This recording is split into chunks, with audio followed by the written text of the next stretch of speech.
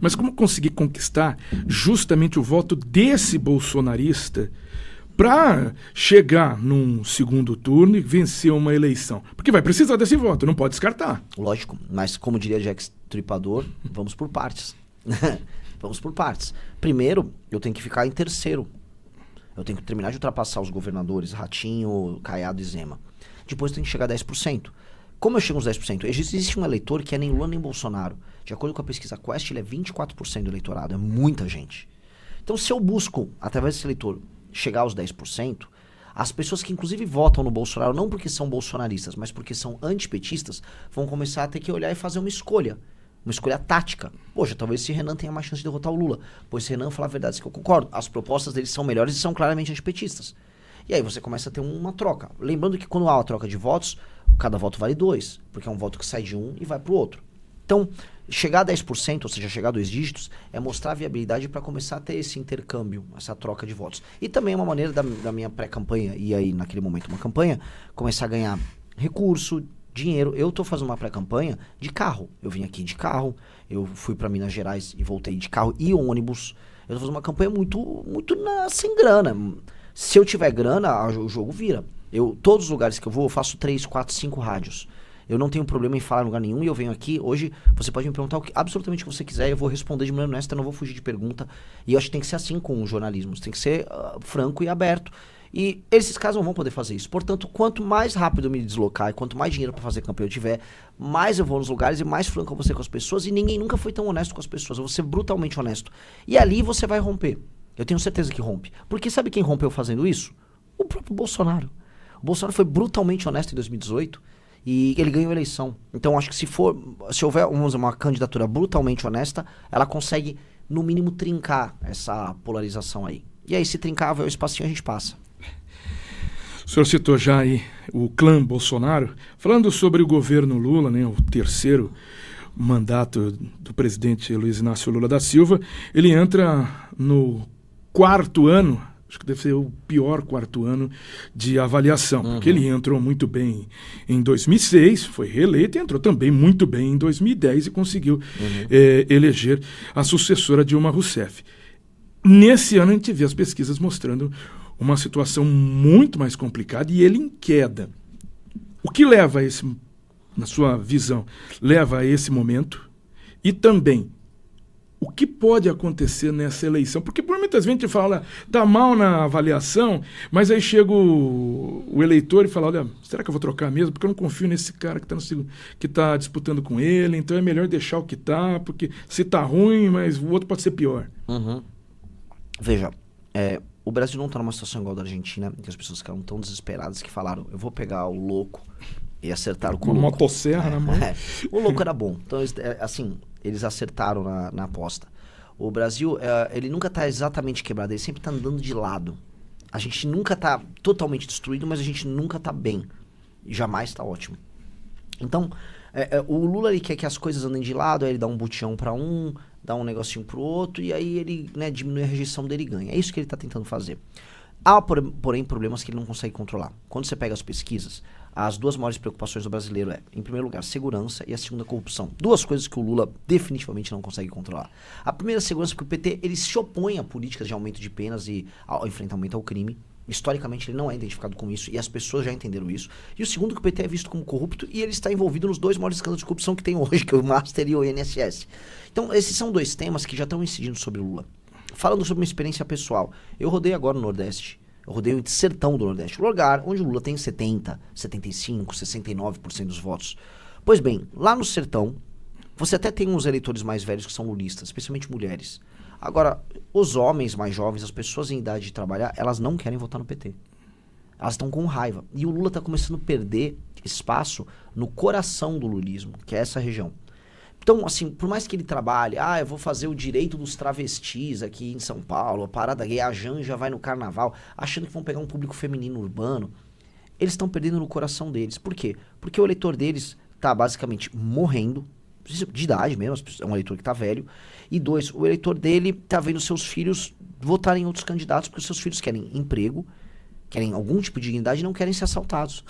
Então, no Nordeste eu senti isso, eu vi isso. Os mais jovens estão largando mão. Antigamente era impossível você ir numa rádio no Nordeste, meter o pau no Lula e não ser xingado no meio da rua. Eu fui, fiz isso e as pessoas me abraçavam.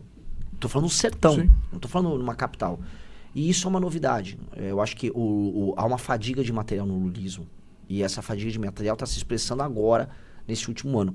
Eu soube que o Sidônio, que é o marqueteiro dele, está comemorando. Ele acha o seguinte: com o Flávio candidato, a rejeição é muito alta e ele ganha. E ele, como outras pessoas que têm informações de bastidores, sabem que vai vir uma série de coisas contra o Flávio. O Flávio vai tomar muita porrada por conta de escândalo de corrupção. E aí eles mantêm o Flávio baixo. Eles não contam que, se ficar esse clima de tudo destruído, que possa vir um terceiro nome, que seja antissistema e que aponte o dedo contra eles. Isso eles não estão contando. E eles também não contam que, mesmo no cenário com o Flávio todo destruído, que o Lula, ele próprio, também não fique destruído. Porque estamos falando do filho dele envolvido no escândalo de corrupção. E mais, né? Se o clima de insegurança ficar alto, como é que fica esse jogo? Então, eu acho que eles ficaram correndo a barriga e agora eles estão começando a se tocar que o jogo vai ser bem mais complicado. A gente vê algo também, o senhor citou aí o Sidônio, né? E a comunicação do governo. Foi uma troca, mas quando chega com um produto que não está muito legal, é muito difícil ter uma propaganda que salve esse produto. A gente fala do governo federal com... No ano passado, porque as coisas acontecem tão... que foi a taxa das blusinhas. Isso afetou justamente esse público mais jovem, que procurava emprego, que estava começando a vender suas coisas e começou a pagar mais. Pagou, não foi a empresa que pagou, como disse a Janja, né? Nesse ano... tivemos agora essa taxação para os produtos eletrônicos. E, absurdamente, o governo vai às redes sociais, usa lá toda uma forma de expressão estranha por um negócio institucional, que é uma rede social do governo federal, e ainda chama de notícia falsa algo que tinha colocado como a própria agência, né? Brasil, a agência de imprensa do governo, tinha citado isso. E agora entrou. Não eram 1.200, caiu para 800. Quer dizer, 800 itens foram taxados aí pelo governo federal. Essa comunicação não está batendo. E também, para mim, foi um tiro no pé o episódio do carnaval. Algo que parece mais para uma idolatria, para atender o ego do presidente. E da Janja, né? E da Janja. E a mensagem que passa à escola de samba foi a pior possível para o governo, porque ataca um eleitorado. Sim. Que ele vai precisar, Exato. que é o evangélico, que é o conservador, que não precisa nem ser evangélico, mas se for conservador, ele vai precisar desse voto. Sim, sim. As pessoas tem uma lenda, não, o Lula é um animal político, ele é um gênio. Cara, não é. Não é. O Lula é especializado em comprar aliados, e o Lula teve um grande acerto eleitoral, que foi o Bolsa Família. É basicamente isso. As pessoas vincularam o Bolsa Família ao Lula e ele ganhou um eleitorado que se tornou muito leal e fiel a ele. Porque se você olhar direitinho, o PT, tirando Fernando Henrique, o PT fazia sempre 30 e tantos % no mínimo e quase ganhou a eleição de 89. Em 2002, quando o Lula ganha, ele faz a maioria e aí a partir desse momento ele solidifica essa maioria com esse voto das pessoas mais pobres. Então o que ele tinha? Ele já tinha um voto urbano de classe média petista, orgânico de esquerda. E aí ele junta esse voto com um voto mais humilde. Esse voto mais humilde depois vira o maior share dos votos do Lula. E ele só ficou controlando aquilo. Não tem um grande xadrez nisso aí. Basicamente ele comprou consciências. E essas pessoas que eram muito pobres, elas são gratas ao Lula. Só que ele não renovou o público. Se ele fosse um mago, ele renovaria esse público. Ele não renovou esse público. Esse eleitorado tá velho, o PT não tem discurso. O governo do Lula, ninguém consegue me explicar qual foi o mote. O que teve de interessante no governo Lula? Ninguém vai lembrar. Falar que foi o pé de meia ou que foi dar botijão de gás é ridículo. É muito ridículo. Assim, no Brasil era para ser uma das 5 maiores nações do mundo. A gente tá aqui falando que o presidente da República nos últimos 4 anos deu um botijão de gás e deu um dinheiro para um aluno para a escola. E isso é uma piada. Então, eu acho que assim, é uma situação, em termos de marketing, muito, muito, muito complicada. Decisões muito burras foram tomadas.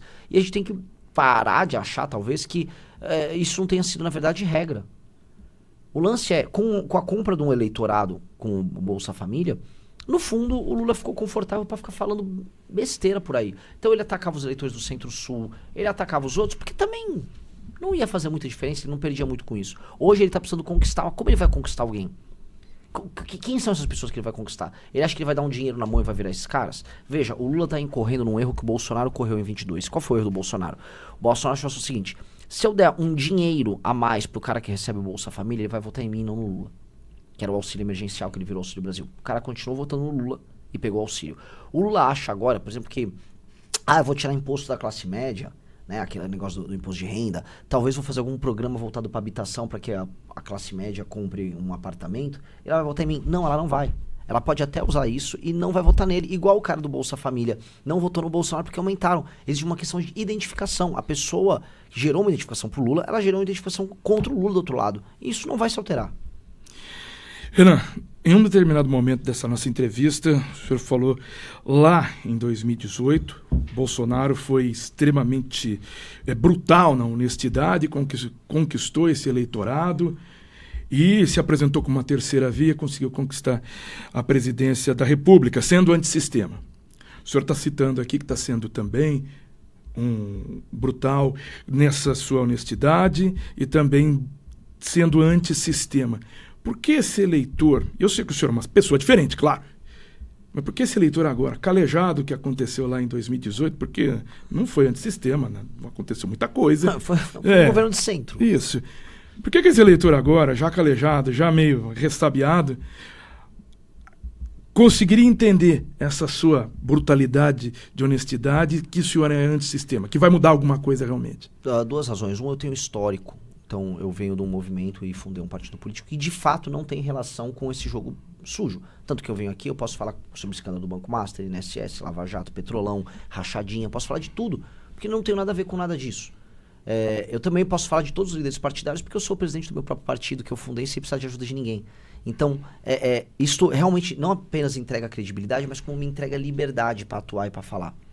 E a segunda coisa é que eu sou inteligente. Não estou falando que eu sou o Albert Einstein. Eu estou falando que se me derem para escrever uma redação aqui, eu vou escrever uma redação e não vai ter erros de português. Se pedirem para eu explicar para você como resolver a economia do Brasil, eu vou explicar para você o meu plano para resolver. Como a gente vai fazer desfavelização, quanto vai custar, eu vou mostrar. Então eu consigo ir em todos os lugares, eu consigo sentar com todas as pessoas e explicar o que precisa ser feito para além do berro. O berro eu sei dar. Todo mundo sabe dar um berro. Ladrão, vagabundo. Todo mundo sabe. Agora depois do berro, quando eu precisar explicar, eu vou explicar também. Então o nosso plano é: primeiro eu vou convencer as pessoas mais abertas a entender e mais inteligentes mesmo, capazes de entender o que precisa ser feito. Essas pessoas junto a mim vão convencer as outras pessoas. Então tem um efeito em cadeia que a gente nunca pode negar, que é o efeito das pessoas convencerem outras pessoas. E isso sempre parte de cima para baixo, não de baixo para cima. No sentido de que as pessoas mais antenadas, as pessoas mais inteligentes, elas vão gostar da ideia e elas vão convencer outras pessoas. E esse tipo de convencimento é muito mais sólido do que só ser um antissistema no bordão. Quem fez isso? O Milei. O Milei, ele tinha os chavões, ele berrava tal, só que quando ele explicava o plano dele para resolver a Argentina, todo mundo que tinha, né, juntava os neurônios, juntava o Tico e o Teco, falava: o homem tem um plano. Eu sei que ele conversa com cachorro, ele parece louco, mas o cara tem um plano e o plano fecha. E aí você tem um fenômeno em que vai de jornalistas a empresários, pessoas que formam opinião nas suas comunidades, elas vão de cima para baixo convencendo. E eu acho que é isso que eu preciso gerar. E isso é muito sólido. Porque isso gera um convencimento emotivo e racional. O Bolsonaro só teve o convencimento emotivo. E ele entrou no governo com isso. Mas quando entra no governo, não é só emotivo, aí tem um racional que você tem que entregar. E aí não teve nada. Foi aquilo que você descreveu. Foi um governo vazio. Nós temos, durante a campanha, que ser emotivos e racionais ao mesmo tempo. Então eu vou meter os berros, vou falar que vou matar bandido, porque eu vou. Mas dito isso, você pedia: mas vai matar como? Como é que vai reduzir o crime? Que proposta? Eu vou entrar no detalhe. E eu acho que isso aí é bem mais sólido. Precisa matar bandido? Precisa. Assim, não só porque é uma política efetiva. Porque o medo de morrer ou o medo de ter uma punição muito longa tem um efeito de dissuasão sobre o bandido. Mas há um outro elemento que constrói uma nação. Você fala: construir nação matando bandido? Falou: sim. Qual é esse elemento? Não há, na mente do cidadão e no coração do cidadão... É um efeito Bukele, praticamente. Tem um efeito Bukele que é um efeito de dissuasão e de imposição de lei e ordem, mas estou falando de uma coisa maior. Ser cidadão no Brasil não faz sentido. Você anda aqui, a rua está pichada, a rua está esburacada, mas você paga impostos muito altos para isso. Você anda na rua, roubam teu celular, você vê o bandido ser pego e o bandido é solto logo em seguida. E você sabe que nada vai acontecer com ele depois. Você vê os serviços públicos, você vai no SUS, você vai para uma escola pública, matricula teu filho, é tudo uma porcaria. Você perde a corrida histórica. Você vê o mundo avançando e você ficando para trás. Você vai comprar um celular, é o iPhone mais caro do mundo. Quando você olha tudo isso, você fala: vale a pena eu ser brasileiro? Pra que serve o Estado brasileiro? Quando o Estado brasileiro pune quem te faz mal, por um pequeno instante você fala, esse pacto social começa a fazer sentido.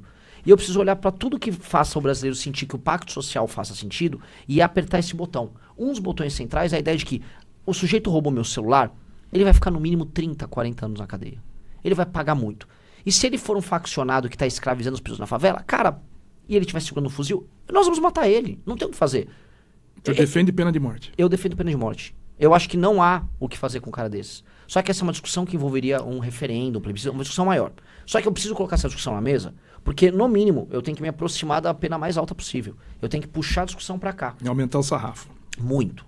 Muito. Nós precisamos discutir isso no Brasil. Porque já é instituída a pena de morte no Brasil. Para quem não sabe, há um país chamado Comando Vermelhistão, PCCistão, Terceiro Comando Puristão. Esse país tem 23 milhões de pessoas e lá tem pena de morte. As pessoas na favela, se você não andar de acordo com as regras dos caras, se não se comportar direito, você vai pro micro-ondas, você é executado. Ou tem punições leves, toma um tiro no pé. Isto acontece todos os dias. A autoridade do crime organizado já tá, então já existe na prática a pena de morte no Brasil. A pena de morte no Brasil existe quando você não entrega seu celular para um cara que botou uma arma na tua cabeça. Então, a gente só tá formalizando e estamos dizendo, o crime não vai fazer, o Estado vai fazer contra os criminosos. Eu acho que nós precisamos disso, essa discussão precisa vir. Eu acho que a letalidade da polícia tem que aumentar. Fica assim, a letalidade da polícia tem que diminuir. Não, tem que aumentar. A gente tem que tirar esses caras e isso vai começar a fazer as pessoas, em muitos termos, sentirem que faz sentido o pacto social. Nós precisamos de tem um ponto que é o seguinte, o nosso direito penal, ele é construído de modo a ter penas que gerem a dissuasão, através do exemplo, tipo, foi punido, portanto a pena tem um efeito de dissuasão sobre um possível bandido. E também um caráter de reabilitação do bandido. Precisamos mandar o bandido pra cadeia porque ele tem que voltar pra sociedade reabilitado. Não. O protagonista no direito penal, o protagonista na pena é a vítima. A vítima tem que ser a protagonista. E o que é ser protagonista? Nós temos que ter penas que façam a vítima sentir que ela foi justiçada. No melhor sentido desse termo. Ou seja, que justiça foi feita e que aplacou o sentimento de humilhação, de pânico, o terror psicológico que a vítima passou. Portanto, a pena tem que ter um papel de aplacar a vítima. E isso vai incidir sobre o réu. Pô, isso a gente gera a ideia de justiça. Só que essas concepções modernas de reabilitação, elas se mostraram falhas. O Brasil é o país do reincidente. Então não está reabilitando ninguém, é mentira essa história. O cara sai da cadeia e volta e comete mais crime. Pois bem, que ele fique então na cadeia. Que ele seja punido. Ele tomou uma decisão. Então, nós construímos um Brasil melhor com isso. Até porque é ilusão achar que nós vivemos uma aldeia hippie e que ninguém comete violência. O ser humano é mau. O ser humano precisa de lei e ordem. O ser humano precisa ter parte dos seus instintos refreados. Pô, o Freud já falava isso. Não precisamos, sabe? Eu posso ter discussões à esquerda, usar argumentos de esquerda para falar sobre isso. Então, assim, não é absurdo. Não é nem um pouco absurdo. Na verdade, é o óbvio. É fazer o óbvio. Renan, eu sei que você está com uma agenda aí extensa aqui por Campinas. Em um determinado momento dessa nossa conversa, você citou que vai explicar os seus posicionamentos, vai colocar suas soluções para o Brasil, mas quando tiver que berrar, vai berrar. Vou dar uns meus berros. Como o Movimento Brasil Livre ficou conhecido durante um bom tempo. Mas essa é a impressão de parte do eleitorado, que o Movimento Brasil Livre está nesse berro lá desde 2014, 2015, 2016, numa provocação mais juvenil. Eu vou usar até um exemplo, e não estou colocando como... Baita pergunta, tá? Baita pergunta. Não colocando se está certo ou errado. Não, mas tivemos tá recentemente na Unicamp, acalorada, no primeiro dia lá da recepção aos calouros, o movimento foi até a universidade, foi pintar os murais. A discussão não é se tem que pintar ou não, mas parece uma provocação, parece que está parado naquele tempo de ir no local, arranjar uma briga, gerar um engajamento de rede social, e aquilo, para quem está vendo, fala, o que está fazendo de diferença? Como mudar essa impressão?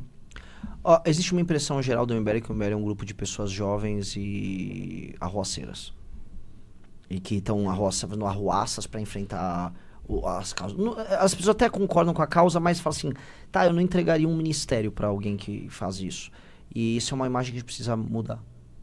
Eu concordo. Essa é uma grande crítica, porque muita gente identifica a gente assim como uma coisa muito jovial. E eu não acho que é errado você fazer o tipo de protesto e na área do seu adversário político atuar, provocar. A política envolve a provocação. A questão toda é que nós somos mais do que a provocação e nós não conseguimos mostrar para o Brasil que nós somos bem mais do que isso. Que nós somos o único grupo que tem um livro de propostas com uma agenda para o Brasil. Que o nosso deputado federal, Kim Kataguiri, é o deputado mais produtivo do Brasil e que aprova projeto. Não é que ele só propõe. O Kim aprovou ontem, passou no Senado, um projeto que aumenta as penas para roubo, furto e receptação. O Kim vai derrubar o IPVA no Brasil. O Kim fez um relatório do licenciamento ambiental. O Kim tem tem centenas de relatórios aprovados. Ou seja, há um trabalho sólido. O nosso vereador em Sorocaba é o vereador mais produtivo da história de Sorocaba. Então tem um outro elemento que ele acaba não aparecendo. Mas aí eu vou falar uma coisa que é sistemática e que é complicada. E qual é? Sistêmica, não sistemática. O eleitor não dá bola para trabalho. O eleitor não dá bola se você for maduro. O eleitor não dá bola se você for sério. O eleitor é muito injusto. O eleitor, ele gosta de você com quanto você tenha entregado um entretenimento político uma semana antes para ele. Senão ele esquece você. O eleitor, ele não tem memória.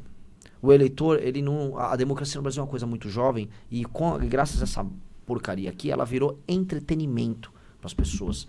E se você não entregar algum grau de entretenimento político para as pessoas, você não é lembrado e você perde a eleição. Isso é cruel. Isso é muito cruel. Eu vou dar um exemplo. Eu não concordo com boa parte do programa do Eduardo Leite. Quando eu vejo as pesquisas para presidente, eu vejo ele atrás dos outros governadores Caiado, Zema Ratinho. Pois bem, ele foi um governador melhor do que o Caiado, Zema Ratinho. Como ele não entrega esse espetáculo, o eleitor não dá bola. O eleitor é muito ruim. O Kim Kataguiri teve 300 mil votos para deputado federal. Ele foi disparado o melhor deputado federal da última legislatura. As pessoas não dão bola. Então você vai ter que conjugar as duas coisas, só que você tem que ser entendido como alguém completo e não só um lado. Então esse é um desafio que nós temos.